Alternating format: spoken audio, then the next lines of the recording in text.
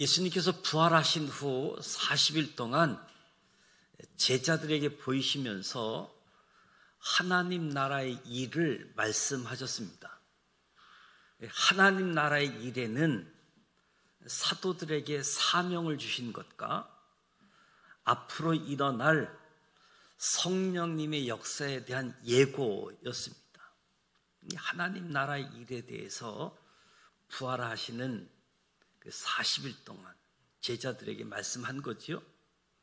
예수님에게서 승천하시기 전 제자들에게 하나님 나라를 위한 두 가지 명령, 두 가지 이임명령을 하셨는데, 하나는 마태복음 28장 18절에서 20절 말씀이지요. 핵심 내용은 모든 민족을 제자 삼는 것, 성부, 성자, 성령의 이름으로 세례를 베푸는 것, 주님의 말씀을 가르쳐 지키게 하는 것, 이것을 우리에게 명령해 주셨죠. 모든 민족을 제자 삼으라, 세례를 베풀라, 말씀을 가르치고 지키게 하라. 또 다른 이 명령은 사도행전 1장 8절 말씀입니다. 오직 성령이 너에게 임하면 너희가 권능을 받고 예루살렘과 온 유대와 사마리아 땅끝까지 이르러 내 증인이 되리라. 성령님이 제자들에게 임하실 때에 권능을 받는다.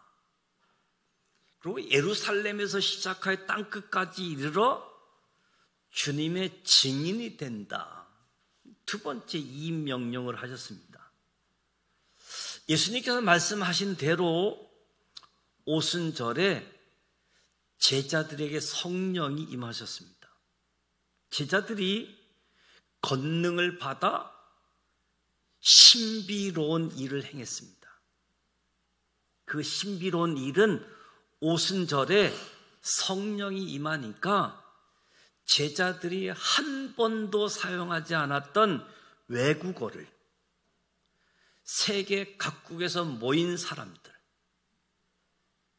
유대인 디아스포라, 외국에서 살면서 성전 방문하기 위해서 온 사람들에게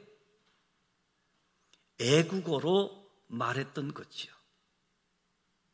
아주 초자연적인 일이었습니다. 이 일이 있은 다음에 성령님에 의해서 말씀의 권능이 사도 베드로에게 임합니다. 사도 베드로의 설교를 듣던 사람 3,000명은 마음이 찔리고 회개하고 세례를 받게 되어지죠.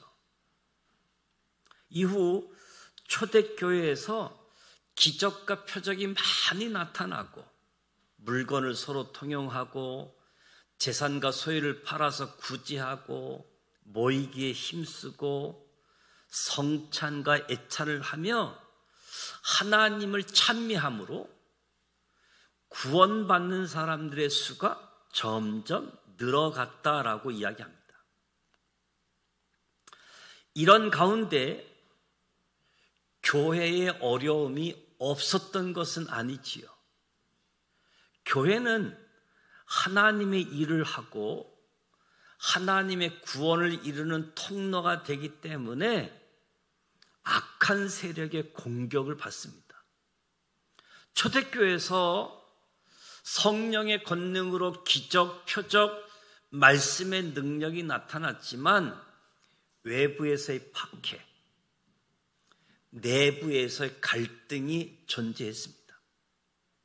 오늘 사도행전 3장은 초대교회 성령이 임하심으로 사도들이 권능을 받고 기적과 표적을 행하며 말씀이 열매를 맺는 가운데 부흥하고 있는 상황 속에서 나면서부터 걷지 못하는 약 40세의 장애인이 걷게 되어지는 기적 사건이 등장합니다. 이 기적이 초대교회가 예부 공격을 받는 발단이 되기도 합니다. 1절에서 3절 말씀을 보면 제9시 기도 시간에 베드로와 요한이 성전에 올라갈새, 베드로와 요한이 9시에 오늘날 우리의 시간으로 환산하면 오후 3시에 성전에 올라갔습니다. 올라갈새, 사도들은 습관적으로 성전에 올라갔습니다. 성전에 올라갔던 이유는 기도하러 올라갔던 거지요. 성전은 제사 드리는 곳이지만 기도하는 장소이기도 하였습니다. 예수님께서 내 집은 만민이 기도하는 집이라고 말씀하셨잖아요. 그래서 초대교회 사도들처럼 시간을 정해서 습관적으로 기도 생활하는 것이 성도의 바른 신앙생활이다. 오늘 새벽 예배 때에 성막 제적 사건, 하나님이 모세에게 성막 제작의 설계도를 주시고 부살렙과 오홀리압의 지도자를 세워서 성막을 제작하게 되어지는데, 이 성막이 500년 동안 이 성막이 기능을 감당하잖아요. 그리고 다윗과 솔로몬을 통해서 모든 민족을 위한 성전 건축을 하잖아요.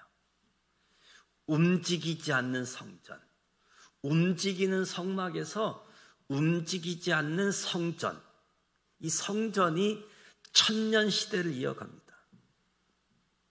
성막의 500년의 역사, 성전의 1000년의 역사, 이어오면서 예수님께서 친히 십자가의 제물이 되셔서 새로운 성전의 시장이 되셔가지고 저와 여러분에게 너희 몸이 성전이다라고 선언하는 거지요. 예수 믿는 저와 여러분에게 하나님이 찾아오셔서 이스라엘 백성들과 만났던 그 장소, 하나님이 이름을 두었던 그 장소, 그 장소가 성막에서, 성전에서, 그리고 예수님을 통해서 우리 마음속까지 찾아오시는 예수님을 만나게 되어지는 성전이지요. 그래서 이 성전에서 하나님께 나아가는 방법, 하나님과 동행하는 방법, 5가지 제사를 통해서 제사장의 도움을 받아서 예물을 가지고 하나님을 만났던 그 성막의 시작들이 바라보게 되어질 때 무엇보다도 성전, 제사만이 아니라 기도하는 집이었다. 그래서 우리 지산 공동체에도 새벽에 습관적으로 와서 기도하시는 분도 있고, 또 저녁 시간에 습관적으로 나오셔서 기도한 분들이 계시잖아요. 그분들이 개인적인 기도도 있지만 우리 지산 공동체를 위해서도 기도하고, 또 하나님의 우주적인 교회를 위해서 기도해 주시는 거지요. 그분들의 기도가 교회를 세워가고 교회를 든든케 하고 악의 세력으로부터 보호할 수 있는 그런 기초가 되고 있다. 그래서 습관적으로 기도 생활하는 것, 우리 성도의 바른 기도 생활이라는 거지요. 새벽 시간이든 저녁 시간이 맞지 않는 분은 그냥 지나가다가, 교회 앞에 지나가다가 자연스럽게 잠깐 1분이든 5분이든 기도하고 가는 습관을 만드는 것도 참 소중하다. 2절에 보니까 나면서 못 걷게 된 이를 사람들이 메고 오니 이는 성전에 들어가는 사람들에게 구걸하기 위하여 날마다 미문이라는 성전의 문에 두는지라. 사도들이 기도하러 성전에 올라가는 그 시간에 선천성 하반신 장애인이 다른 사람의 도움을 받아서 성전 출입문 중 하나인 미문 앞 입구로 나왔습니다. 성전 문 입구로 나갔던 이유는 기도하러 성전에 올라가는 사람들에게 구걸함이 이함이죠. 먹고 살기 위해서, 동냥하기 위해서 성전 문 입구에 갔던 겁니다. 지금도 마찬가지지만 그때도 걷지 못하는 사람이 일자리를 구하는 것 상당히 어려운 상황이겠지요. 그러니까 먹고 살기 위해서 성전 미문 앞에 구걸하고로 오게 된 거지요. 그가 베드로와 요한이 성전에 들어가려 함을 보고 구걸하거늘, 꼭 베드로와 요한만이 아니겠지요. 그 많은 성전에 들어가는 사람들을 보고 구걸하는 거지요. 때마침 베드로와 요한이 성전에 들어가는 것을 보고 구걸했습니다. 걷지 못하는 장애인, 그날 하루 몇 푼이라도 동량을 받아야지만, 구걸해서 동량을 얻어야 되지만 먹고 살아갈 수 있으니까. 그래서 성전에 들어가는 사람을 볼 때마다 간절히 구걸했을 겁니다. 베드로와 요한도 그 사람의 말소리를 들었던 거지요. 성전, 특히 미문이라고 하는 앞에서, 아름다운 성전이잖아요. 그 아름다운 성전 앞에서 장애인이 구걸하고 있는 현상, 아픔의 현장이라고도 할 수 있겠지요. 성전은 구약 신앙의 중심지입니다. 구약 시대의 신앙의 중심지 성전. 그 성전 미문 앞에서 아픔의 현장. 무엇이 성전을 거룩하게 할 수 있는가? 무엇이 교회를 거룩하게 할 수 있는가? 무엇이 성전과 교회를 아름답게 할 수 있는가? 그냥 성전 모양이면 되는가? 교회 간판만 내걸면 교회가 되는가? 한 장애인이 구걸하고 있는 별로 아름답지 못한 모습, 현실. 그러면서 예수를 만나면 극적으로 변화되어지는 아주 대조적인 모습. 성경은 추함과 아름다움의 모습을 대조하고 있습니다. 친절과 선행, 친절과 선행. 그 많은 사람들 중에서 이 장애인을 먹고 살게 하기 위해서 성전 문 앞에 가장 구걸하기 좋은 장소까지 자리를 잡아주고 그곳에까지 데려다 주는 친절. 또 많은 사람들이 서로 돕고 사는 일상. 작은 돈이지만 구걸하는 사람을 향해서 한 푼, 두 푼 동냥하는 모습. 그리고 습관적으로 기도하러 오는 발걸음. 이 모습 속에 여전히 부족한 아름다움이지요. 적당한 자리를 잡아주는 것도 참 좋지만 여전히 부족한 아름다움. 서로 돕고 사는 일상도 여전히 부족한 아름다운 모습. 기도하러 오는 발걸음 속에 여전히 구걸하고 있는 그 모습을 보면 여전히 우리는 부족한 아름다움이다. 그런데 오늘 3장 이야기를 통해서 이 부족함을 온전케 하는 이야기, 사건이 주어집니다. 4절에서 6절에 예수 그리스도의 이름으로 베드로가 요한과 더불어 주목하여 이르되 우리를 보라. 베드로가 구걸을 하는 사람의 목소리가 들리자 그 사람을 주목하였습니다. 아마 구걸하는 사람은 양반다리 자세로 앉아있지 않았을 겁니다. 몸을 엎드려서 손을 벌려 동냥했을 겁니다. 그래서 베드로가 그 모습을 보고 우리를 보라라고 말하는 거지요. 이분은 얼굴까지 들어서 동냥할 필요 없이 고개를 숙이고 그저 손만 내밀면서 구걸하고 동냥받기를 원했던 거지요. 베드로는 형식적인 적선을 위해서 보라고 말하는 것이 아니라 진심으로 그를 불쌍히 여기고 그 사람의 얼굴을 마주 보려고 했습니다. 어쩌면 베드로는 이 모든 기회에 복음을 전하고자 하는 기회를 삼고자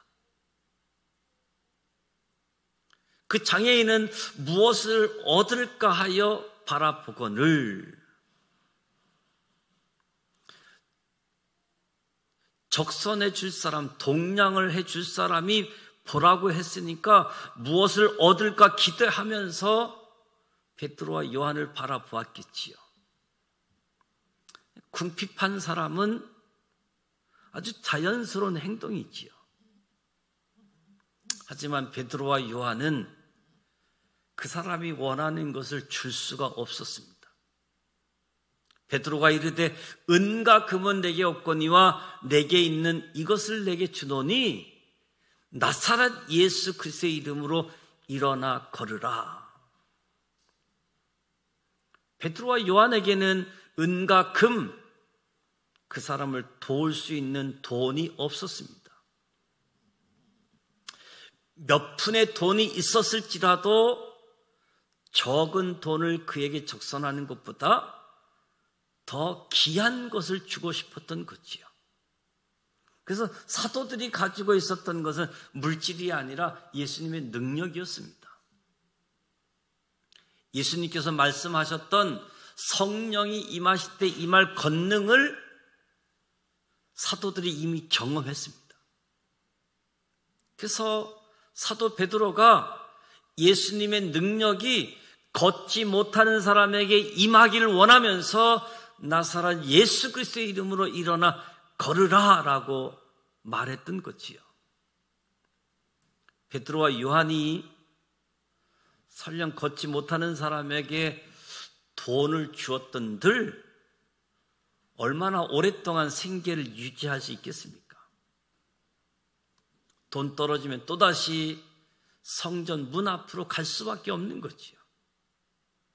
베드로는 걷지 못하는 사람을 걷게 해서 건강한 몸으로 자발적으로 경제활동을 하게 만들어서 다시는 성전 앞에서 동냥하지 않기를 원했던 거지요. 그래서 구걸하는 것보다 더 값진 것을 그에게 주었습니다. 그것은 예수 그리스도 안에서 영적 치유를 통해 영원한 생명을 얻는 것이지요. 7절에서 10절에 보면 오른손을 잡아 일으키니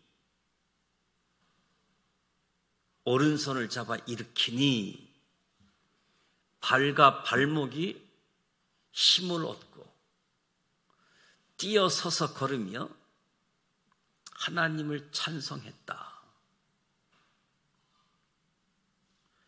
베드로가 나면서 걷지 못한 사람의 오른손을 잡아 일으켰습니다.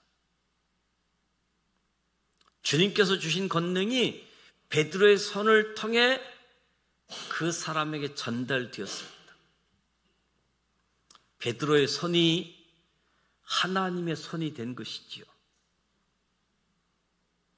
발과 발목이 힘을 얻어 걸을 수 있었고 발과 발목의 힘으로 뛰기까지 했습니다. 이사야 35장 예언의 말씀이 성취되는 순간이지요. 그때에 저는 자는 사슴같이 뛸 것이며 말 못하는 자의 혀는 노래하리니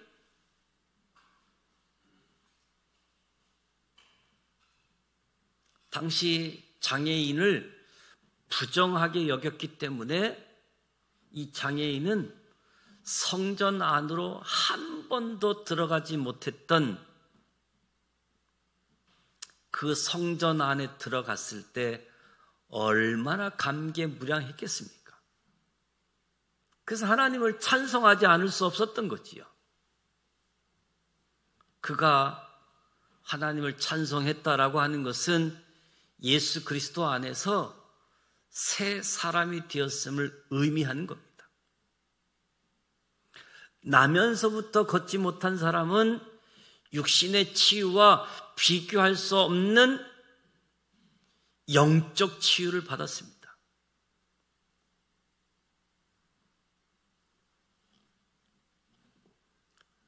나사렛 예수의 이름으로 일어나 걸으라. 저와 여러분도 얼마든지 할 수 있지요. 그런데 오른손을 잡아 일으키는 것. 잡아 일으켰다가 어떤 일이 일어날지 모르니까 말은 할 수 있는데 잡아 일으키지는 못하는 모습들이 우리에게 있잖아요. 하나님의 놀라운 경험을 경험하면서도 믿음의 행위. 부흥사 분들이 기적의 일들을 많이 행했습니다. 우리가 이성적으로 정말 이해가 되지 않는 일들이 부흥 강사님들이 오셔서 놀라운 이적들을 행하셨어요. 그런데 그분들이 아주 놀랍게 기적을 행하는데 어느 날부터는 그게 안 되는 거예요. 예전엔 말만 해도 막 하나님의 역사가 일어나는데 어느 날부터는 그 일이 안 일어나니까 그때 부흥 강사들이 인위적으로 하다가 보니까 이제 문제가 야기되는 일들이 있었던 거지요. 근데 그분들에게 물어보면 정말 하나님의 은혜로 하나님의 권능이 임해서 막 기적, 이적, 병치료 놀라운 일들이 일어나는데 어느 날부터 안 나타나더라는 거예요.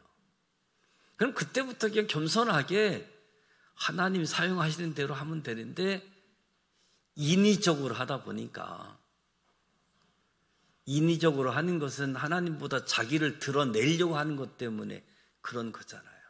많은 아름답지 못한 모습들이 나타나게 되어지는데 저와 여러분이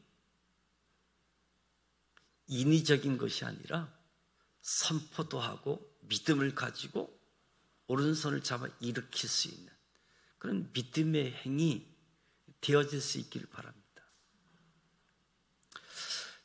베드로에게 성령의 권능, 말씀의 권능이 임하니까 마음에 찔려서 회개하고 3,000명이 구원을 받아요. 하나님이 그렇게 쓴 거지요. 스데반은 어떻습니까? 스데반은 성령이 충만했는데 스데반 이야기를 듣고는 마음에 찔려 회개하는 사람이 없었어요. 오히려 마음이 찔려서 분노해서 돌을 잡고 스데반에게 친 거지요. 결과를 가지고 하나님의 능력을, 하나님의 사용함을 이야기하지 말고 내가 하나님 앞에 어떻게 반응하느냐. 그리고 성경은 무슨 기적을 했다, 무엇을 행했다에 초점이 있지 않고 그것을 통해서 복음이 증거되어졌다. 선교적인 삶을 강조하는 거거든요. 베드로와 요한이 구걸하는 모습을 통해서도 선교적인 삶, 복음을 증거하는 기회로 삼았던 것이고, 성경의 모든 이야기는 하나님이 어떤 분이신지를 알리려고 한 것이고, 그리고 무엇보다도 영적인 은혜, 구원의 은혜, 여기에 초점이 맞추어져 있는 모습을 봅니다. 그래서 오늘 저와 여러분도 육신의 치유와 비교할 수 없는 영적 치유를 받은 이 나면서부터 걷지 못하는 사람을 기억하면서 저와 여러분이 하나님의 손이 되어 세상의 어려운 형편에 처한 사람에게 필요한 것을 나누어 주면서도 그것보다 훨씬 더 큰 하나님의 구원의 은혜를 전하자. 왜냐하면 오늘날 우리 주변에 장애인이 얼마나 많습니까? 이런 사건을 통해서 베드로처럼 저와 여러분도 장애인들 하나씩 고쳐가지고 이 땅에 장애인이 하나도 없으면 문제가 없겠지만 오늘날 장애인이 수없이 많잖아요. 이 부분을 잘못 언급하면 장애인들에게 상처가 되어지죠. 예수 안에서 새로움의 시작, 회복의 시작, 주님의 그날 회복이 완성되는 그날이 주어지는 거지요. 그날을 바라보면서 친절을 베풀고 선행을 베풀고 기도하면서 복음 전할 기회를 가지고 살아가는 것. 왜 성경은 예루살렘 예수 그리스도라고 하지 않고 나사렛 예수 그리스도라고 이야기할까? 예루살렘 대도시, 성전이 있는 도시, 아주 멀리 떨어져 있는 변방, 작은 도시. 오늘 크고 작고 이것이 중요한 것이 아니라 우리가 예수 그리스도의 초점을 맞추고 하나님의 계획 섭리, 예수님, 성령의 역사하심, 권능을 기억하면서 구원의 은혜를 전하고 나누자.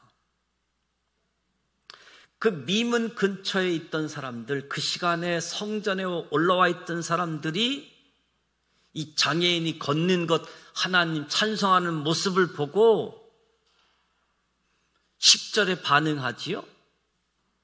본래 성전 미문에 앉아 구걸하던 사람이 아니냐. 그에게 일어난 일로 인해서 심히 놀랍게 여기고 놀라더라.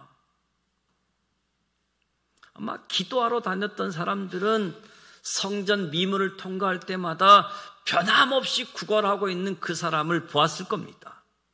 그런데 성전까지 들어와서 뛰는 모습을 보고 놀랍게 여기고 놀랐다라고 이야기합니다. 이 놀랍다라고 하는 것은 놀라움으로 인해서 마비가 될 정도라는 표현입니다. 엑스타시스, 항울경, 이성을 잃을 정도로 놀랐다라는 표현을 심히 놀랍게 여기면 놀랐다라고 이야기합니다. 극도의 놀라움으로 몸이 마비되거나 정신을 잃을 정도였다. 구걸하던 사람이 성전까지 와서 걷고 뛰고 찬송했다. 그런데 장애인이 치유되는 것보다 더 놀라운 항월경은 하나님의 구원의 은혜에 있지 않겠습니까? 사도들이 하나님의 손이 될 것을 이미 예수님께서 예고하셨지요. 성령이 임하면 권능을 받을 것이라고 말씀했습니다. 사도들뿐만 아니라 저와 여러분에게도 예수님께서 이런 육체적 영적 치유가 예루살렘에서 그치지 않고 땅 끝까지 이어가도록 제자들을 인도하셨습니다. 육체적 장애가 없을지라도 영적으로 초라하고 영적으로 장애가 있는 사람도 예수님 안에서 영적 치유를 받게 되어지면 영적으로 찬란한 새 사람이 되어지는 거지요. 우리가 지금 겪고 있는 육체적 정신적 문제 해결은 예수 그리스도 안에 있을 때 가능하다. 이것을 기억하시길 바랍니다. 오늘날 정신적으로 많이 약해서 병원에 입원하는 사람, 타이적으로 입원해 있는 사람도 많지만 그렇지 않는 사람도, 자유롭게 활동하는 사람들 중에서도 정신적으로 어려움, 힘든 사람이 너무 많다는 거지요. 그러니까 대전에서 초등학교 교사가 있을 수 없는 일이잖아요. 그런데 정신 이상으로, 정신 장애로 인해서 이런 모든 일들이 단지 육신적인 치유보다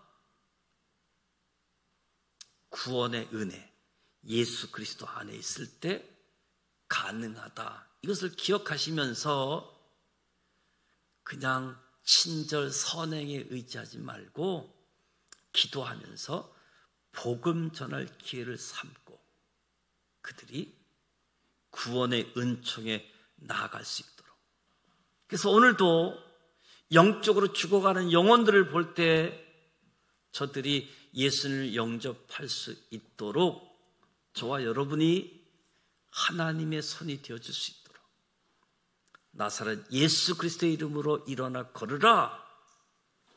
하나님의 손으로 붙잡아주고 하나님의 손으로 안수 기도해주고 그래서 하나님의 놀라운 역사가 임재해서 하나님이 어떠신 분인지 드러나는 이런 일들이 먼데 이야기가 아니라 오늘 성경의 이야기가 오늘 저와 여러분의 삶의 자리에서도 역사되어진다. 그래서 이 사실을 기억하고 습관적으로 기도하시고 기회 있을 때마다 복음 전할 기회로 하나님이 역사하실 기회로 삼고 나아가는 저와 여러분이 되시기를 주님의 이름으로 축복합니다.